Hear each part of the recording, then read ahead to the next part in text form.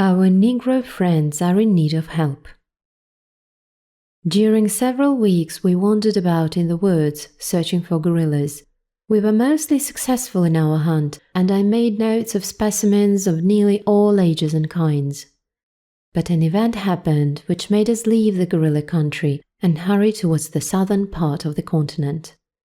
One day we had set out to hunt, accompanied as usual only by our faithful Makaruru. It was a lovely day, and the country through which we were passing was so beautiful that we found more pleasure in admiring the wonderful plants and flowers than looking for gorilla tracks. "Who can these be?" cried Jack, stopping and pointing to some figures that had appeared in the distance and were now approaching us. "They're Negroes," I said, "for they seem to be black and are evidently naked." "Hello, there is a white man with them," cried Peter. "Come on, we have nothing to fear from them." "What, Mac? You shake your head. What do you mean?" In answer, Makaruru shook his head again but said nothing. The distance between us and the party was now growing smaller.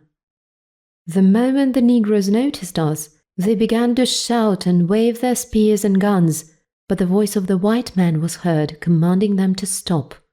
They obeyed at once, and the European advanced alone to meet us. As he came near, we noticed that he was a tall, handsome man, but there was something very hard and unpleasant in the expression of his eyes. "That's a slave trader," whispered our guide, as the stranger came up and greeted us in French. Jack replied in the same language, and then told him that we were English. The stranger, who was a Portuguese trader, spoke English quite well, and we were soon talking with him in a very friendly way. "Do you travel alone with the natives?" asked Jack after a few remarks. "Certainly," replied the stranger. "You seem to carry very few goods with you," said Peter, looking at the group of natives which stood at some distance. "I have many goods not very far off," the trader answered. "Now I'm looking for ivory and ebony." The man corrected himself quickly, but the sleep was enough to prove that Makaruru was right.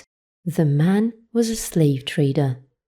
After this talk, the Portuguese asked us to have dinner with him. We did not like our new acquaintance, but Jack thought that it would be better to accept his invitation, for then we might find out more about him and his intentions. At dinner, our host spoke of many different things and tried to be very pleasant, but I noticed that from time to time he looked at Makaruru, who was talking and laughing with a group of natives at a small distance from us. Our guide seemed to be very gay that day, for he even began to sing a merry song in which the other Negroes joined him. "Is he always so gay?" asked the trader. "Mac is a gay fellow," answered Jack, "but I must say that today he seems to be merrier than I ever saw him before. I suppose he is happy to meet new faces." "Ah, I suppose so too," remarked the trader. I looked at the man in surprise. He spoke in a tone of affected indifference, but there was an angry expression in his eyes, which I did not like.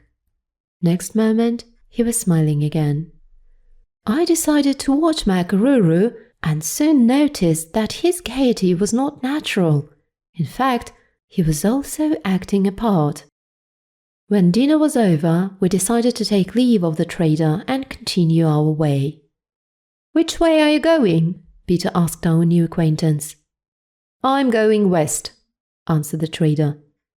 "Indeed? I had understood that you were going south." No, I'm going west. You misunderstood me." "Then, sir, I wish you a pleasant journey," said Jack, lifting his cap. "The same to you, gentlemen. Goodbye." We lifted our caps to each other, and a few minutes later lost sight of the Portuguese trader and his party.